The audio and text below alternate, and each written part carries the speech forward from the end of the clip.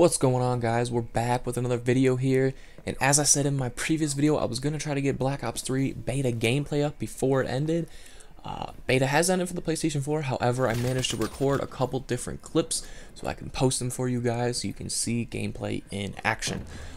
In this gameplay, I joined this match late, I do believe. I think I joined, right there when I actually died. Start off really slow, I'm not going to lie, it looks pretty bad. But I ended up picking up the pace a lot and just straight dominating in this match. But for commentary purposes, what I'm going to do is go over my overall opinion of Call of Duty Black Ops 3. In the last video, I did a brief overview for time's sake, but in this video, I'm going to use the whole time to cover everything about the game, in my opinion. Starting off, my biggest concern, initially before I played the game, my biggest concern was how futuristic the game was really going to be. But it's not bad at all. I really did not like Advanced Warfare. I was not a fan of it, mainly because of the exosuit. It was too futuristic. You could clear like the entire map in a couple seconds, practically. But with this game, it's not that bad. You can double jump and power slide, as you saw right there. But the double jump isn't bad. The double jump is just it's a little boost jump, practically. It's not bad at all by any means. It's not like the exosuit where you can jump really high. And you can wall slide. Now, the wall slide basically is you jump and slide on a wall, just as the name insists.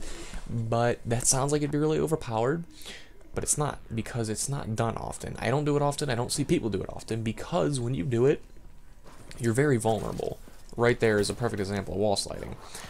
But when you do that, you see how high up you usually are, and you can shoot your weapon, but it's hard to aim at somebody while you're doing that, so you're very vulnerable.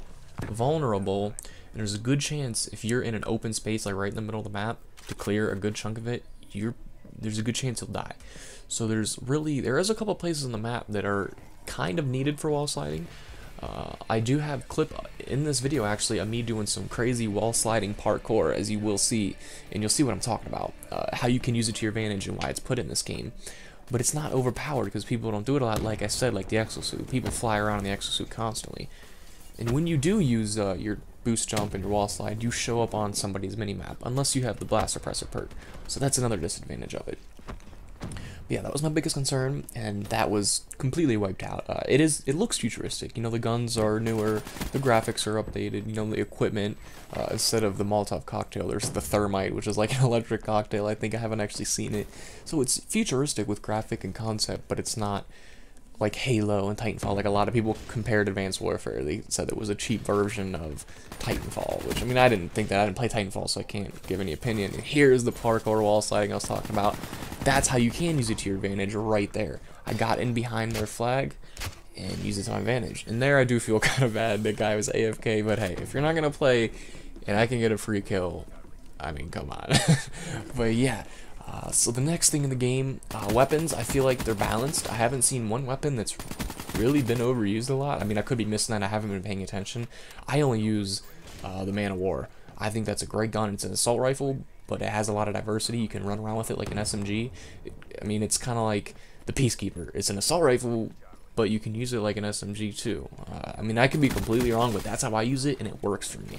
So, I mean, that's my opinion. This game, I actually did switch off to the Arc 7, because I died like 2 times in a row, and I got real mad, so I was like, screw this, I'm pulling out a new gun, and I'm running around.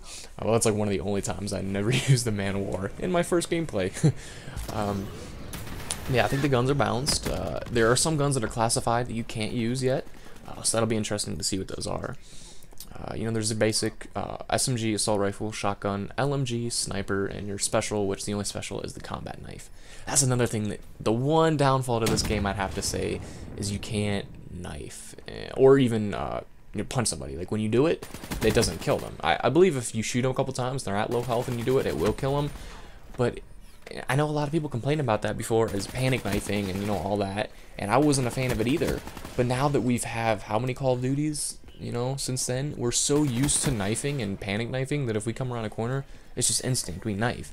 That's what I do when I come around a corner. I try to knife, I hit someone with my gun, it doesn't kill them, and then they kill me. It's frustrating. It's gonna take a while to get used to, but it's nothing that's that big, because that really only revolves around panic knifing, at least for me.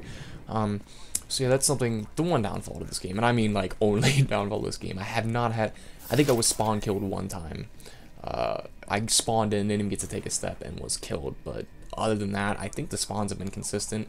I only play consistent spawn games such as Domination and Demolition, so I can't tell you about TDM and Kill Confirmed and all that.